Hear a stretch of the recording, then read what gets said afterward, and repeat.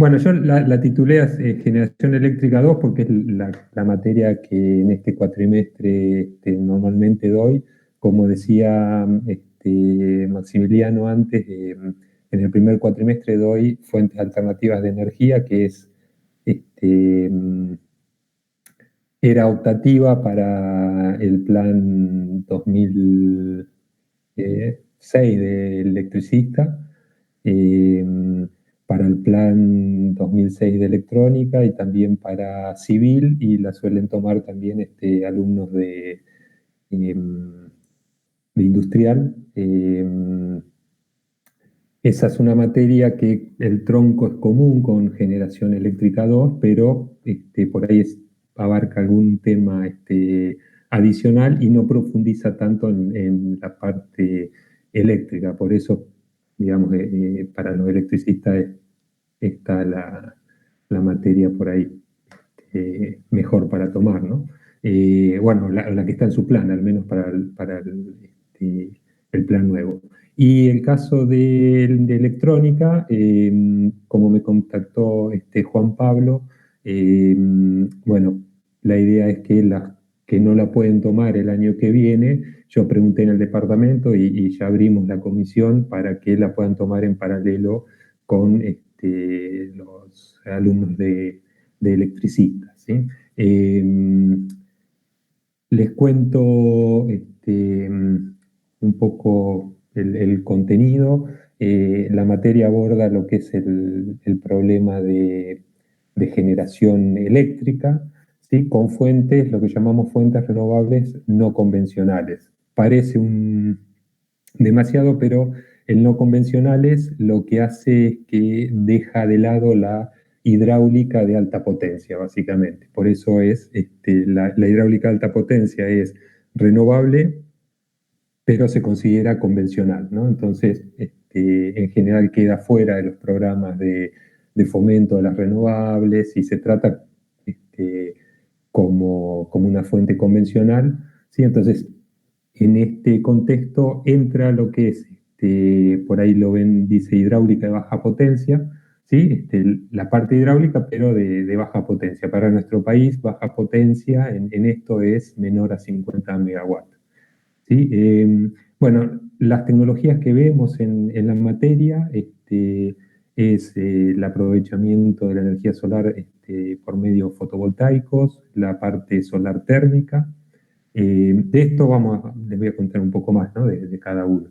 Lo que es eólica, geotérmica, energía de los mares en sus distintas formas de aprovechamiento, lo que es hidráulica de baja potencia que dijimos, esto también suele llamarse pequeños aprovechamientos hidroeléctricos, y vemos algo de biomasa, ¿sí? De formas de convertir la biomasa en energía y en particular en energía eléctrica. Todo esto vemos de estas tecnologías, vemos las cuestiones de funcionamiento, lo que es los principios de funcionamiento, los equipamientos básicos, hacemos diseño de la mayoría, bueno, al menos de lo que es la parte solar y eólica. Ahí nos metemos bastante profundo en el tema de diseño y selección de componentes y demás. Eso lo hacemos en un marco realista, digamos, ¿no? Lo planteamos como una opción real de producción energética en este momento, y lo planteamos también en el contexto futuro, ¿sí? Hacemos hincapié hablamos bastante de lo que es el desarrollo sostenible y el impacto que tiene todas las actividades del ser humano, pero en particular la generación y el consumo de energía sobre el medio ambiente. Nada de esto vive si uno no piensa en eficiencia y conservación de la energía, es decir, no se puede pensar en algo sostenible en el tiempo siendo ineficiente o no conservando la energía. Así que todos estos puntos en el contexto de las renovables son muy importantes. Después vemos, en el caso de lo que es generación eléctrica, es muy importante, como estamos en un contexto realista y este tipo de tecnologías están entrando cada vez más en las redes, es importante no perder de vista los aspectos de integración, ¿no? De integración a las redes. Y también vemos algo de tecnologías de almacenamiento, porque es otra de las opciones que tenemos para habilitar una mayor penetración de las renovables en las redes, ¿sí? Al ser la mayoría de estas fuentes de tipo intermitente o también en algunos casos son periódicas, como por ejemplo la energía de los mares, bueno, muchas veces la intermitencia o esa periodicidad no necesariamente están eh, hermanadas con la demanda, ¿sí? Cuando hay un pico de demanda, no necesariamente hay un pico de generación y al revés también, ¿no? Entonces, en general, la energía renovable que no se aprovecha en el momento y se deja pasar, se pierde si no se almacena, ¿no? Entonces, en el futuro se espera que el almacenamiento cobre cada vez más importancia, ¿sí? En cuanto a los contenidos, se escucha bien, ¿no? Sí, sí, sí. En cuanto a los contenidos, vemos o arrancamos viendo el contexto energético. Este año, por las características del cuatrimestre, tenemos una semana menos de clases, entonces yo acá dentro del contexto energético pongo cuestiones de medio ambiente, ¿sí? Que normalmente están en dos capítulos separados, ¿no? Así que eso también entra en este contexto. Empezamos viendo cuál es la importancia de la energía para el desarrollo socioeconómico, las dos cosas van de la mano. Entonces, si un país desea desarrollarse económicamente, necesariamente este, tiene que contar con fuentes de energía propias o de terceros.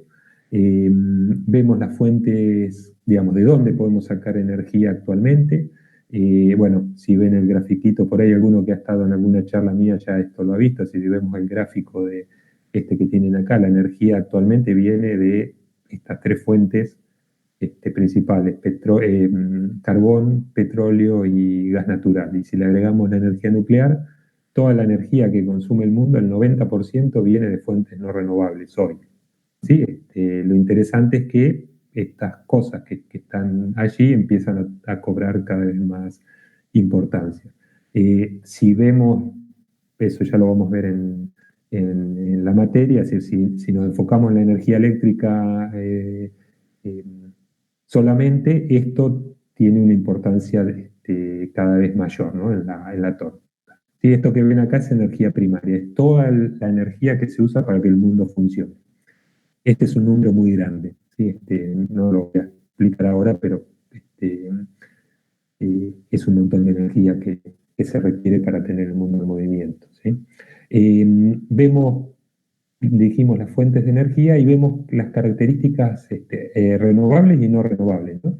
Y las formas de aprovechamiento en términos generales para después a lo largo de la materia meternos en cada fuente en particular de las renovables. Vemos las características que tienen los recursos renovables, que eso que hablábamos de periodicidad, lo que es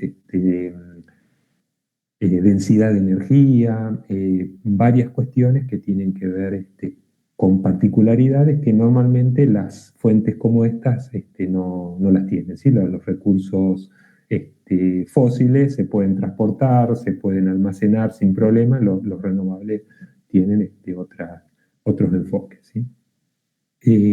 Bueno, vemos estas cosas, y cómo se produce y consume actualmente la energía, qué se espera para el futuro, ¿sí? A nivel mundial, y también vemos los balances de energía de Argentina. Y por eso que decíamos que el mundo actualmente se provee de energía no renovable, es decir, fósil. eh, Fósil serían estas tres, más la nuclear. Vemos qué alternativas tenemos para el desarrollo sostenible, ¿sí?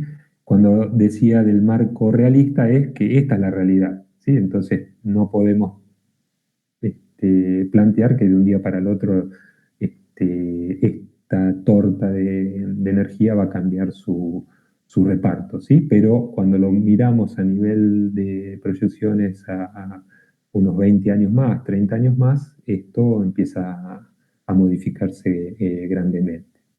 Luego entramos en lo que es particular de la energía eléctrica, vemos cómo se produce y consume en el mundo. Eh, Cómo es un sistema de suministro eléctrico. Esto es un repaso para ahí para los electricistas, para los electrónicos. Bueno, pueden acá ver cosas que, eh,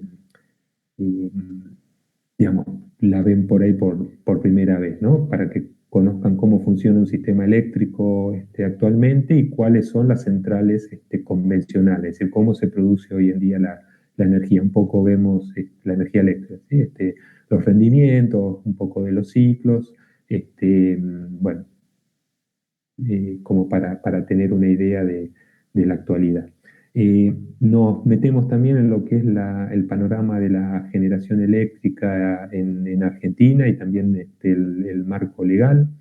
Bueno, ahí tienen un detalle interesante. Esto es eh, a julio de este año, fíjense, esto es participación en la demanda de las renovables, ¿sí? En la demanda eléctrica, ¿sí? Desde enero de este año no ha bajado del 8%. Bueno, en julio estuvo en 7,9, prácticamente estamos de 8 para arriba, ¿sí? Esto tiene que ver con el marco legal. El marco legal obliga ya estamos pasados porque era el 2018, había que cumplir con el 8% de la demanda cubierta con renovables. Bueno, esto tiene que llegar, según el marco legal, al 20% para 2025. Estamos ya un poquito retrasados, pero bueno, todo eso lo vamos a charlar o lo charlamos en la materia. Y bueno, como les decía, en todo esto vamos a meter los aspectos medioambientales asociados. Bueno, ahí hay otra figura que tiene que ver con esto, si tiene nuestra zona es una zona importante para parque eólico. Ya ahora, ya cuando doy la materia, antes me costaba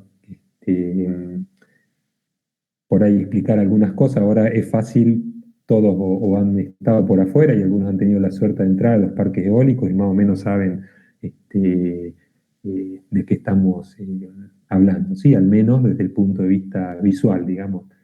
Bueno, acá tienen cada puntito de esos verdes un parque eólico inyectando energía al sistema interconectado, ¿sí? Eh, y ahí hay también uno, ese que está ahí, que es gris, es biogás, ¿sí? No sé si ya está inyectando, pero estaban por hacer la puesta en marcha. Eh, bueno, en cuanto metiéndonos ya en las fuentes renovables, arrancamos con la energía solar. En general, en todas las fuentes, eh, destinamos una parte de las clases para ver el recurso, poder interpretarlo, medirlo y saber cuando decimos, bueno, en este lugar hay tanto recurso, bueno, si es bueno o mediano o malo, ¿no? Porque, bueno, si queremos aprovechar de manera adecuada o eficiente, tenemos que tener una idea del- del recurso con el que contamos, ¿sí? Entonces, bueno, vemos cuestiones del movimiento aparente del Sol, los diagramas de recorrido solar. Esto tiene que ver con el sistema de aprovechamiento. Si, por ejemplo, tenemos un sistema que hace seguimiento del Sol, con traqueo, digamos, bueno, ese sistema tendrá que seguir al Sol a lo largo del día, dependiendo del sistema de seguimiento, y a lo largo del día y de las temporadas, sí tienen un seguimiento en dos ejes, por ejemplo. Eh, Otra cosa que vemos es el espectro y el espectro solar, básicamente. Constante solar es una característica particular. Esto tiene que ver con los sistemas de aprovechamiento, es decir, el Sol es onda electromagnética, entonces eso y viene con un espectro y dependiendo del sistema de aprovechamiento, va a tener una eficiencia el sistema de aprovechamiento en función de la parte del espectro solar que aproveche, ¿no? Vemos también las componentes de la radiación, ¿sí? Cuando eso que ven ahí es un sensor para medir, se llama piranómetro, para medir la radiación solar. Está puesto horizontal, esto no se mueve. ¿Sí? Eso mide a lo largo de un día, por ejemplo, en un día soleado, miren esto que está acá, ¿sí? Este, perdón, desde la mañana hasta la noche, ¿sí? Un día nublado, es decir, que arrancó soleado o claro, después empezó a nublar y acá está fundamentalmente nublado, se mide esto, ¿sí? Esto se llama radiación global, ¿sí? Entonces, de acá hay que discriminar las componentes, que son, bueno, no voy a explayarme porque sí vamos a estar hasta por ahí las 9 de la noche, pero bueno, acá hay tres componentes que pueden estar afectando. Si está horizontal, en realidad hay dos. Si esto está un poquito torcido, puede haber una tercera, que es la reflejada en el suelo. Entonces, si después nosotros queremos ver cómo esta energía, o en realidad esto que está acá es irradiancia, es densidad de potencia. Sí, al mediodía solar tienen, esto es una medida en una estación que hay en cercanías de Punta Alta, bueno, en realidad ahí por el puente, ¿sí? 800 watts por metro cuadrado, ¿sí? De densidad de potencia. Al mediodía, en un día esto me parece que era octubre, ¿sí? Bueno, cuando hablamos de descripción del recurso es esta cosa, ¿qué podemos esperar en un día limpio, ¿sí? Bueno, podemos esperar algo como esto que tienen acá. Eh, entonces, bueno, de acá, si nosotros queremos ver cómo esto se vería, ¿sí? No podemos estar poniendo un sensor para todas las posiciones posibles y estar registrando por muchos años en todas las posiciones. Entonces, normalmente lo que se hace es, se mide en posición horizontal y después cuando se quiere usar se lleva a la posición inclinada, ¿sí? Entonces, bueno, para eso algunas, sí, los software de simulación, estas cosas las hacen solo, si se hace a mano hay que hacer las cuentas, ¿sí? Bueno, ya me estoy explayando bastante, así que voy a ir un poquito este, eh, más rápido, bueno, o sin tanto detalle, ¿sí? Acá, por ejemplo, ven la energía, que esto es kilowatt hora por metro cuadrado al día, ¿sí? De radiación solar global, ¿sí? Ahí está GHI, en Argentina, por ejemplo, ¿sí? Vemos que el noroeste argentino tiene 2.600 kilowatt hora por metro cuadrado al día, ¿sí? Entonces, habrán visto por ahí que la mayor parte de los parques grandes solares van a esta zona, porque es la zona donde hay más recursos, ¿sí? Acá en la zona Bahía Blanca tenemos unos 1.700 kilowatt hora por metro cuadrado al día, que es interesante, ¿sí? Si uno lo compara con Europa, es una radiación interesante. Bueno, después pasamos, una vez que tenemos más o menos comprendido el recurso, pasamos a lo que es la conversión fotovoltaica, vemos lo que es el principio fotovoltaico, cómo funciona una celda, por qué las celdas actualmente son la mayoría de silicio, eh, qué efecto tiene el usar silicio en cuanto a la eficiencia y su relación con el espectro solar, ¿sí?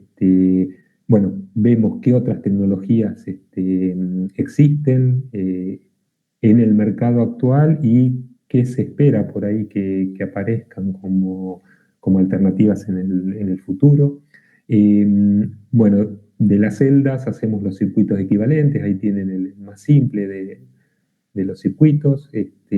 Esto se puede extender a un panel, en un panel están las celdas en serie, entonces básicamente es la serie de este tipo de circuitos. Vemos efecto de temperatura sobre las celdas. Para lo que son los paneles, la temperatura es un factor importante. Conviene que estén los paneles fríos, pero bueno, en esta zona es difícil con alta radiación y con alta temperatura, bueno, se llevan un poco mal, ¿no? También vemos efecto del sombreado, es decir, qué impacto tiene sobre un sistema sombrear una celda o dos celdas, ¿sí? O bueno, o n celdas, ¿no? En general, pero hay una no linealidad y un comportamiento no lineal de la generación con lo que es el sombreado. Y vemos finalmente, después de comprender todo esto, sistemas aislados y sistemas conectados a red. Acá tienen un sistema conectado a red y este sería un sistema aislado que necesita baterías, ¿sí? Sí o sí para...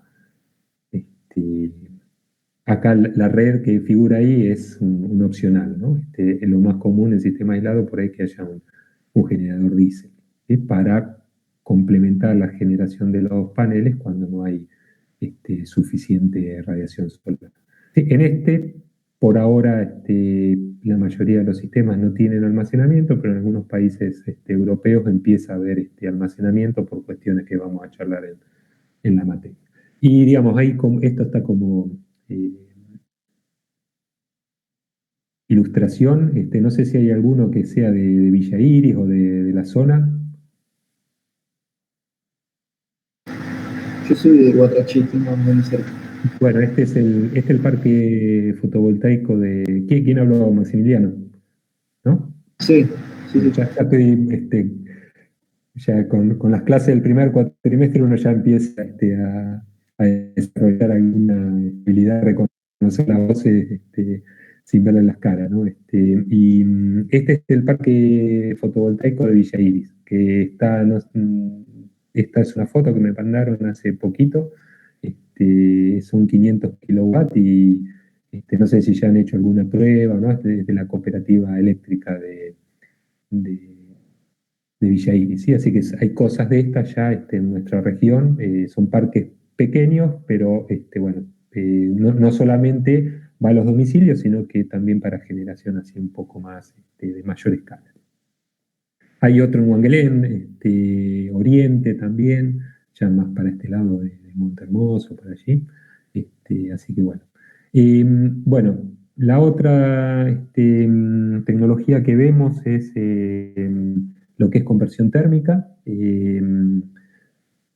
Vemos para lo que es generación de energía eléctrica, es necesario tener sistemas de concentración porque hay que levantar temperaturas altas, así que ahí vemos características ópticas de los reflectores, ¿sí? Que son los espejitos que en general esos concentradores tienen, características de las cubiertas en casos que los tengan. En este caso, por ejemplo, ahí tienen un tubo, eso es un tubo de vacío, por el interior circula un fluido. Bueno, vemos qué propiedades tienen eso negro que se ve ahí, que es una superficie selectiva. Algo similar a eso hay adentro de este motor Stirling y algo similar a eso también hay en ese receptor que ven ahí, ¿sí? Estos tres son colectores parabólicos lineales, colectores de plato con motor Stirling y receptor central y heliostatos, ¿no? Entonces tenemos que ver más o menos características generales,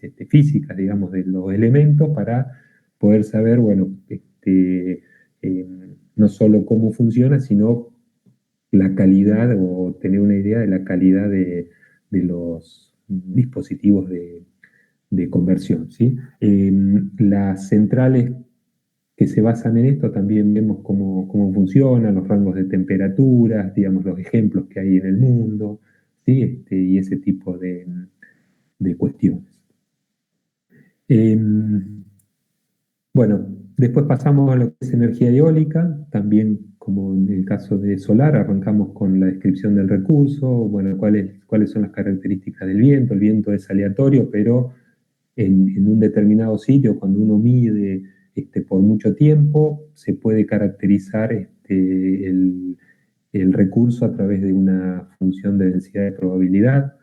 También se puede caracterizar la turbulencia, se puede caracterizar la variabilidad de alta frecuencia, digamos, que eso define luego el índice de turbulencia y, bueno, con esas cosas no solo se puede determinar cuánta energía va a producir un molino en un determinado lugar, sino también cuál es el molino que se necesita un determinado viento, ¿sí? Una determinada característica de viento.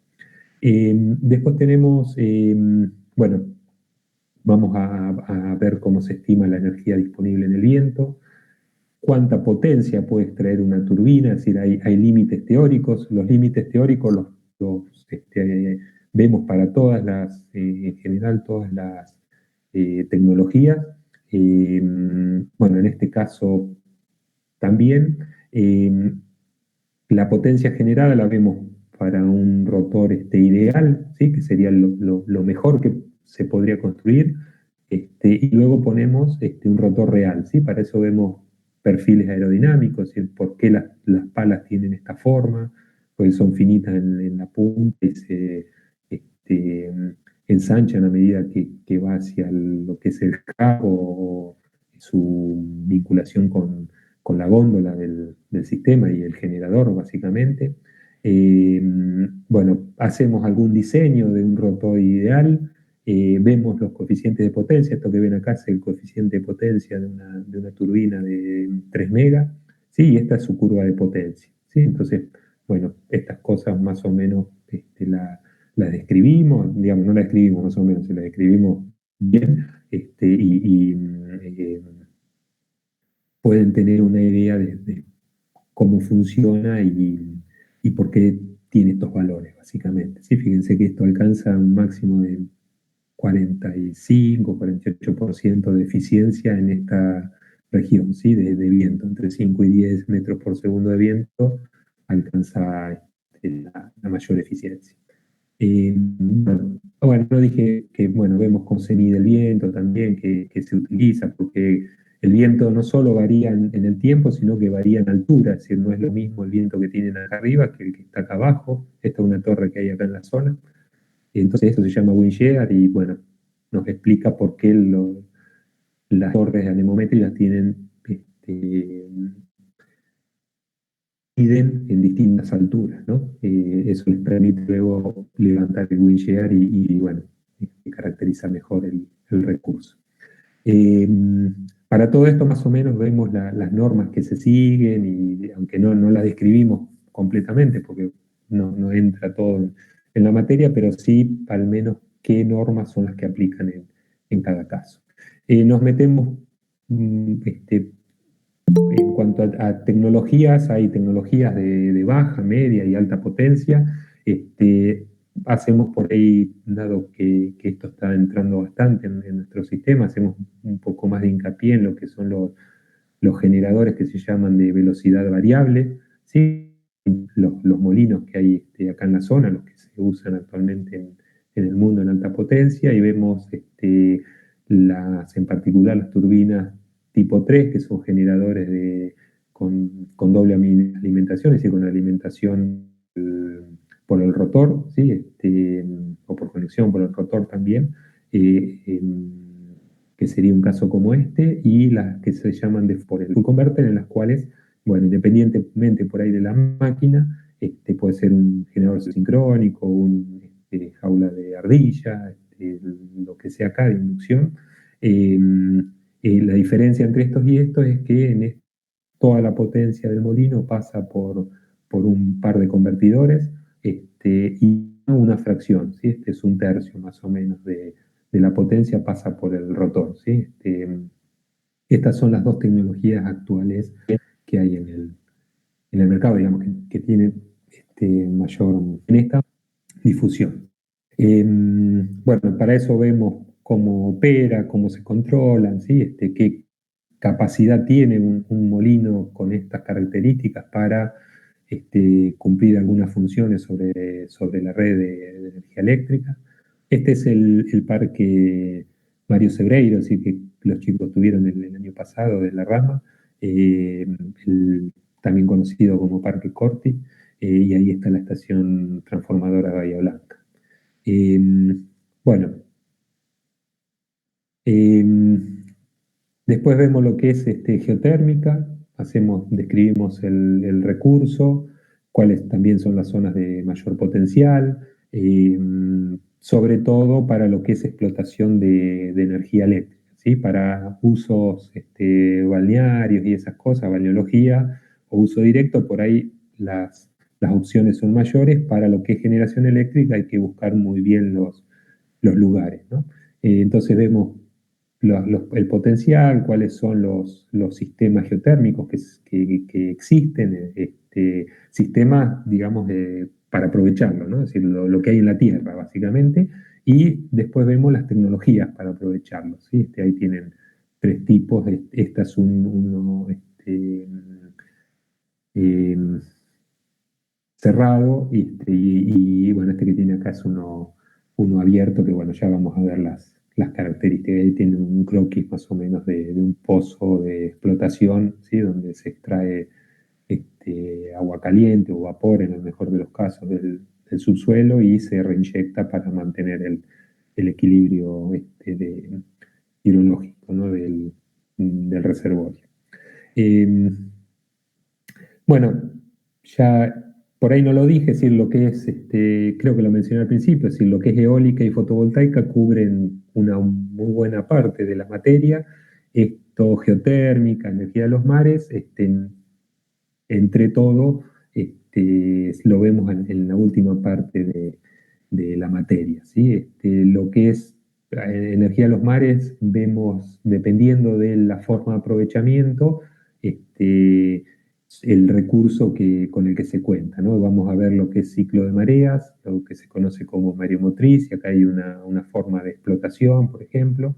Esta es la más importante que hay en el mundo en funcionamiento desde hace mucho tiempo. Lo que es movimiento de las olas, aparatos como este, hay muchos aparatos para aprovechar el movimiento de las olas. Eh, Obviamente todo esto va conectado, en este caso, probablemente a un motor hidráulico y luego a un generador eléctrico, lo mismo en estos. Acá derecho hay un generador eléctrico. Vemos también corrientes marinas, es muy parecido al aprovechamiento eólico, pero en lugar de aire tenemos agua, y si es agua de mar, bueno, con sus pros y sus contras. Y finalmente vemos lo que es gradiente térmico, ¿sí? Que es aprovechar la diferencia de temperaturas entre la parte superficial y del agua de mar y el fondo marino. Esto es un poco, tiene menos desarrollo y es más restringido a algunas zonas del mundo, ¿sí? Con aguas muy calientes, digamos, todo esto es relativo, ¿no? En superficie y muy frías y altas y importantes profundidades para lograr delta T importantes. Bueno, en lo que es pequeños aprovechamientos hidroeléctricos o hidráulica de baja potencia, también hacemos un análisis del recurso, vemos las principales tecnologías, los tipos de turbinas que se pueden aprovechar en este tipo de instalaciones. Eh, y también, bueno, en todos los casos vemos que hay en la Argentina de esto instalado, ¿sí? Por ahí es un comentario interesante, es que para nosotros este tipo de aprovechamiento, sí, para Argentina fue durante mucho tiempo de las renovables no convencionales la más importante, ¿sí? Solo a partir de la incorporación de los parques en el último tiempo es que fueron superadas, ¿no? Pero todavía está a la par por ahí de fotovoltaica, y está superando a lo que es biomasa, bueno, y geotérmica, obviamente, y de los mares que todavía no tenemos. Eh, bueno, y finalmente, en lo que es aprovechamiento energético, vemos las tecnologías de aprovechamiento de la biomasa, y tienen dos formas, lo que es producción de biogás y su quema en un generador, un motogenerador, ¿no? Y lo que es esto biomasa de lo que de una explotación agropecuaria, y esto es de residuos sólidos municipales, ¿sí? bueno, vemos los métodos de conversión de estos biogás, así que está en una parte de esto, son métodos biológicos para producir biogás. También hay métodos térmicos, ¿sí? Que básicamente es la quema o pirólisis de materia orgánica seca, y químicos, que es la producción básicamente de biocombustibles. ¿Sí? Biocombustibles se puede usar, digamos, para cortar los combustibles convencionales, de hecho Argentina lo hace, o para usar también en las centrales, ¿no? Eh, bueno, y el último tema que vemos es el de almacenamiento de energía. Como les decía, recalcamos su importancia, vemos cómo se especifican los dispositivos de almacenamiento y cómo se los clasifica, ¿sí? Las tres formas que usamos, eléctrica, mecánica y térmica, y adentro hay un sinfín de aparatos. Estos, por ejemplo, que tienen ahí son ultracapacitores, estos tienen faradios, digamos, de capacidad. Estos con baterías en vehículos eléctricos, digamos, son una opción, por ejemplo, para almacenar la energía producto de la frenada, de un frenado regenerativo. Bueno, en lugar de enchufar esa energía directo a las baterías y degradarlas, se puede pasar por un aparato de esto, un dispositivo de esto, y después ir cargando las baterías de manera controlada. Y lo mismo ante frenados, perdón, ante aceleraciones, ¿no? Estos tienen velocidad de- de respuesta muy rápida, entonces, bueno, no se degradan. Se pueden cargar y descargar miles de veces. Eh, bueno, es uno de los tantos que hay, ¿sí? Acá también vemos lo que es la tecnología del hidrógeno, le damos por ahí un marco un poquito dedicado, ¿sí? A lo que es el hidrógeno. El hidrógeno es un vector energético, ¿sí? No lo tenemos por sí solo disponible, sino que hay que producirlo, ¿no? Entonces, es un vehículo para almacenar la energía excedente, por ejemplo, de la generación renovable, ¿sí? Y luego, bueno, trasladarlo, quemarlo, mezclarlo con gas, lo que sea este, más útil. Bueno, no sé cómo con el tiempo me parece que me excedí de los 20 minutos. Eh, por ahí información general de la materia. La idea es que eh, tenemos, en la medida de las posibilidades, la idea es hacer 2 clases por semana en los días y horarios que podamos convenir entre todos los interesados. En el primer cuatrimestre, como ya estaba todo definido antes de la pandemia, bueno, ya teníamos días y horarios. Para las optativas, en este cuatrimestre no se definió un día, porque bueno, no había que definir las aulas tampoco, entonces, bueno, esto nos queda libre a coordinar. Por eso, digamos, no sé si todos los interesados están en la charla, pero ahí está mi email. La idea es que ponernos de acuerdo antes del inicio de las clases, al menos para reunirnos la primera clase, ¿sí? Si ustedes me mandan un mail a esta dirección, bueno, vamos coordinando nos ponemos en contacto a través del mail, ¿sí? A medida que ustedes se vayan inscribiendo en las materias, van a aparecer automáticamente en el Moodle, ¿sí? Entonces, luego el contacto va a ser a través del Moodle también, ¿sí? Todo lo que favorezca el intercambio de información, ¿no? Bueno, por ahí si les interesa lo que es, Juan Pablo ya me lo había preguntado por mail, lo que es el cursado y promoción, digamos, aprovechando esto que tenemos de la virtualidad, yo mm, me he volcado a lo que es una evaluación continua, ¿sí? Donde, bueno, como la palabra lo dice, la evaluación se va haciendo en forma continua a lo largo del cuatrimestre. Eh, por un lado, con la participación, digamos, en clase, uno va monitoreando cómo van cuando los conceptos, cómo los van elaborando y la evaluación también va por el lado de lo que se llaman actividades obligatorias, que son resolución y entrega de ejercicios, digamos, para cada capítulo hay los más importantes, ¿sí?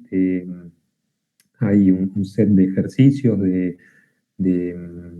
problemas y de diseño de sistemas, alguna simulación también puede llegar a ver.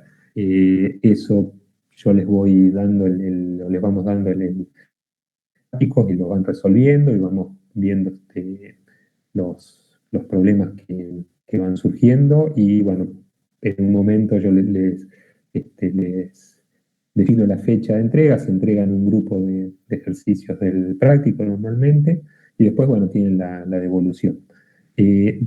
Para los temas que no hay práctico específico, la idea es desarrollarlos con una exposición por parte de los alumnos. Eh, y también vamos a ir agregando algunos cuestionarios como para ver las partes por ahí teóricas o conceptos generales, ¿sí? O teóricos, ¿sí? Después, bueno, nada, es esto un detalle, es decir, cómo se califica, pero digamos, esto está puesto porque la materia tiene promoción, entonces, bueno, para cursar hay que obtener más de 6 puntos en todas las actividades obligatorias o sus recuperatorios, eh, y para promocionar hay que tener más de 7 puntos en ese promedio, ¿sí? Eh, bueno, nada, no, para cerrar, digamos, la charla ahí les había puesto, este, pucha, eh, ahí está. Esto lo bajé ayer de Camesa, el, cómo fue en el día de ayer la introducción de renovables, la generación eléctrica con renovables en el sistema eléctrico argentino. ¿Sí? Acá tienen la potencia inyectada, sí, más o menos durante todo el día estuvo alrededor de 2000 megas de inyección. Y esto que tienen en verde es esos 2000 megas, cuánto representaban de la demanda instantánea de potencia. ¿Sí? Esto no es de demanda de energía, como estaban en el gráfico de barras al principio, sino es de demanda de potencia. ¿Sí? Acá anduvo alrededor del 17% y lo menos que anduvo alrededor del 10%. ¿Sí? Y tienen ahí indicado eh, la potencia instalada actualmente. ¿Sí? Ahí abajo tenemos más o menos 2200 megas de, de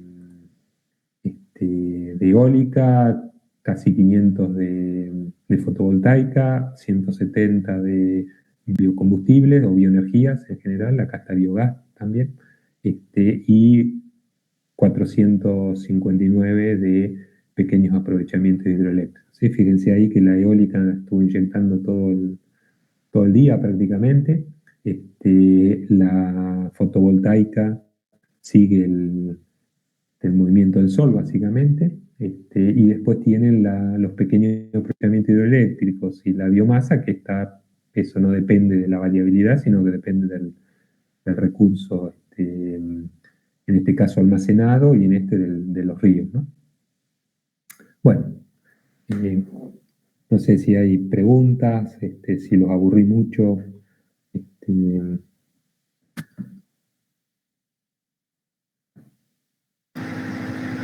No, creo que no, que quedó todo claro.